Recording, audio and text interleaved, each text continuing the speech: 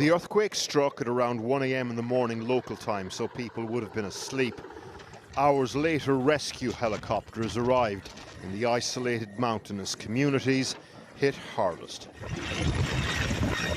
Given how remote the area affected is, close to the Afghan border with Pakistan, and the fact that mobile phone networks had been knocked out, it took time for a clear picture to emerge.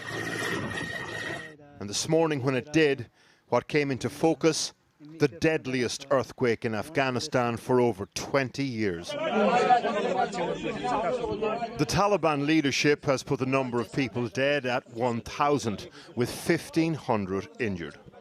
In Paktika province, residents like Fatima spoke of waking up as entire sections of their homes disappeared. It was midnight, really late, when we were woken up by the earthquake.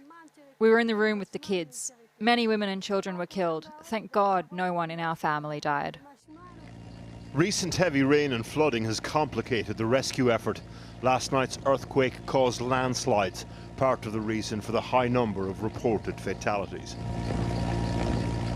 The epicenter of the quake was practically on the Afghan-Pakistan border, about 27 miles from the city of Khost.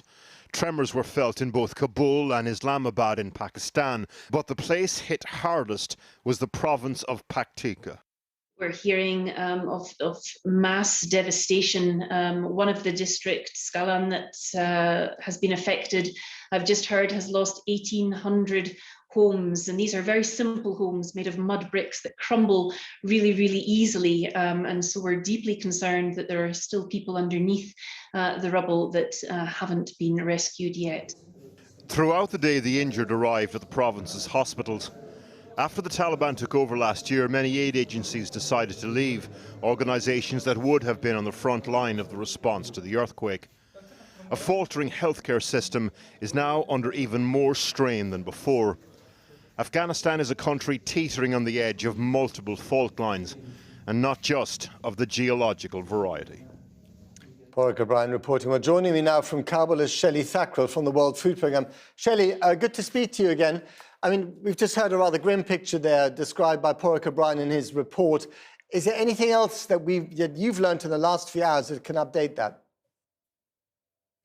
Absolutely. I mean, this is an earthquake that jolted a lot of us. I'm in Kabul, in the early hours of the morning, and can you imagine, it's just changed people's lives forever. This is a remote province. Paktika and Khost both border Pakistan, very mountainous. The challenges for some of our rescue and humanitarian missions that are on the ground is really just the time it will take to do an assessment. Some of these settlements, people who will have lost homes, perhaps it takes 2 to 3 hours to go from village to village. So that also takes time. We've got trucks that will leave from Kabul to the affected areas with food assistance and storage facilities. The biggest challenges right now, Matt, is the weather and also the access, just because the roads are not tarmacked. And apparently there's a problem with helicopters. There aren't enough helicopters, which would be the easiest way of getting there. The roads have been washed away by the terrible weather. So how long do you think it'll take for these people, for the survivors, to get any kind of help? So the response is on the ground now. We'll get food to people tomorrow, Thursday. And as you mentioned, I mean, this is a country, 34 provinces, 2 have now have had an earthquake hit them. We have had to ramp up our humanitarian efforts in 2022 because of, since the fall of the country, people are just, they don't have food. 92% of this country just don't have access to food, and people have resorted to really desperate measures. They're selling household items, in very extreme cases, their own children, and have even mortgaged their land. So we have been dealing with this issue of crisis for almost a year now. We're at a point where we've been able to feed 19 million people. This is critical. This doesn't add to the problem. It just means that we need to move faster in order to save lives. And how much more difficult is it to deal with the aftermath of this tragedy, because so many of the aid agencies that were there before left last summer together with the American and British troops? So again, this year has been, it's been probably the biggest scale up in history for WFP, and we've had the great support from donors, especially the UK government, to give money for food assistance to these people. There are partners on the ground. Everybody has got access now.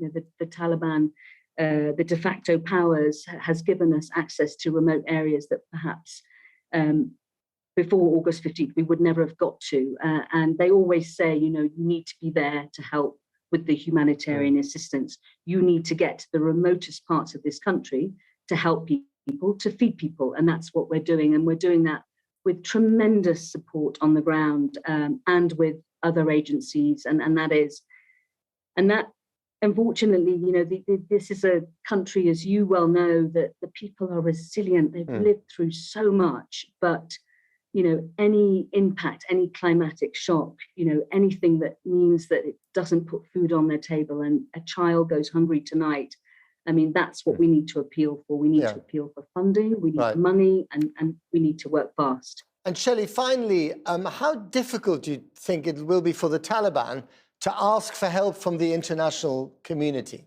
And will they get it?